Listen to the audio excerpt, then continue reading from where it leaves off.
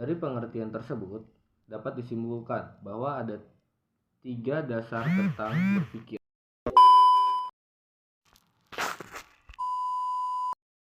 Bismillahirrahmanirrahim. Assalamualaikum warahmatullahi wabarakatuh. Halo semuanya, perkenalkan nama saya Muhammad Noval Farisi dari kelas Humas 1C. Di sini saya akan menjelaskan tentang bab 16, yaitu tentang berpikir. Kita langsung ke definisi berpikir ya.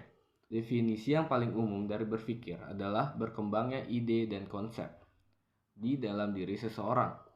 Itu menurut Bonchensky.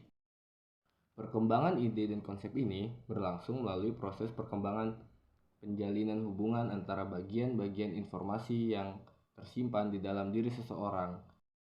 Sedangkan menurut Drever dalam bukunya Walgito, berpikir adalah melatih ide-ide dengan cara yang tepat, dengan seksama dimulai dengan adanya masalah. Secara sederhana, berpikir adalah memproses informasi secara mental atau secara kognitif. Secara lebih formal, berpikir adalah penyusunan ulang atau manipulasi kognitif, baik informasi dari lingkungan maupun simbol-simbol yang disimpan dalam long-term memory. Dari pengertian-pengertian tersebut, tampak bahwa ada 3 pandangan dasar tentang berpikir, yaitu yang pertama, berpikir adalah kognitif, yaitu timbul secara internal dalam pikiran, tetapi dapat diperkirakan dari perilaku. Yang kedua, berpikir merupakan sebuah proses yang melibatkan beberapa manipulasi pengetahuan dalam sistem kognitif. Dan yang terakhir, yang ketiga, berpikir diarahkan dan menghasilkan perilaku yang memecahkan masalah atau diarahkan pada solusi. Oke, kita lanjut ke tahapan-tahapan berpikir. Menurut Piaget, ada 4 tahapan berpikir, yaitu yang pertama, tahap sensomotorik. Tahap sensomotorik ini berlangsung dari kelahiran manusia hingga usia 2 tahun. Pada tahap ini, bayi membangun suatu pemahaman tentang dunia dengan mengkoordinasikan pengalaman-pengalaman sensor, seperti melihat, mendengar, dengan tindakan-tindakan motorik fisik yang disebut dengan sensomotorik. Yang kedua, ada tahap praoperasional. Tahap ini berlangsung kira-kira dari usia 2 sampai 7 tahun. Pada tahap ini, anak-anak mulai melukiskan dunia dengan kata-kata dan gambar-gambar. Pemikiran simbolis melampaui hubungan sederhana antara informasi sensor dan tindakan fisik. Dan yang ketiga, ada tahap operasional konkret. Tahap ini berlangsung kira-kira di usia 7 sampai 11 tahun. Pada tahap ini, anak-anak dapat melaksanakan operasi dan penalaran logis menggantikan pemikiran intuitif sejauh pemikiran dapat diterapkan ke dalam contoh-contoh yang spesifik atau konkret.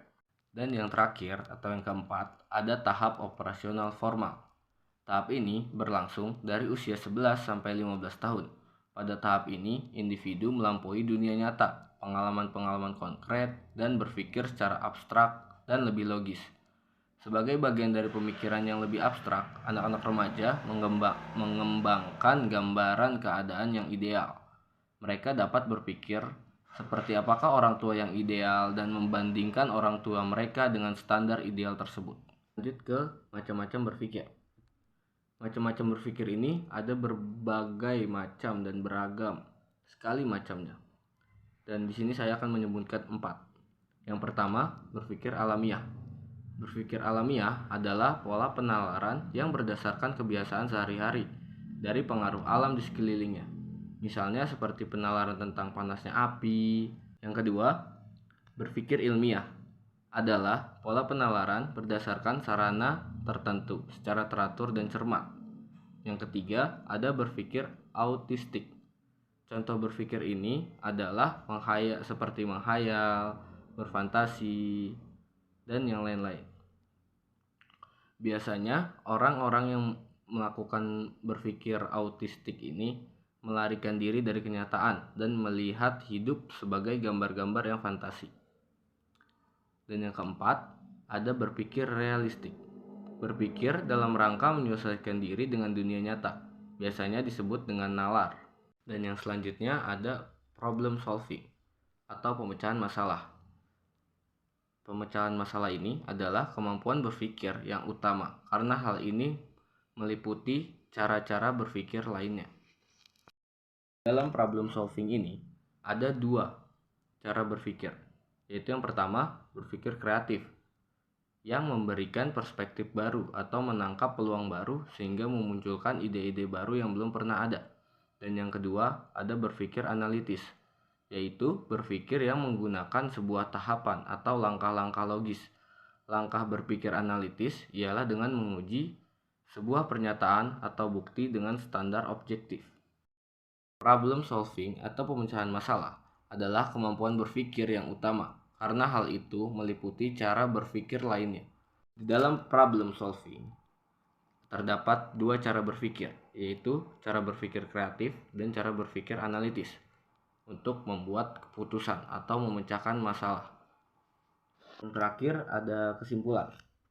Definisi yang paling umum dari berpikir adalah berkembangnya ide atau konsep di dalam diri seseorang.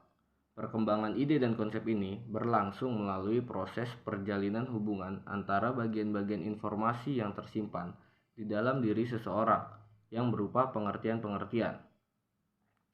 Berpikir ada banyak sekali macamnya, seperti berpikir alamiah, berpikir ilmiah, berpikir autistik, dan berpikir realistik. Cukup sekian video dari saya. Kurang lebihnya mohon maaf. Wassalamualaikum warahmatullahi wabarakatuh. Bye bye.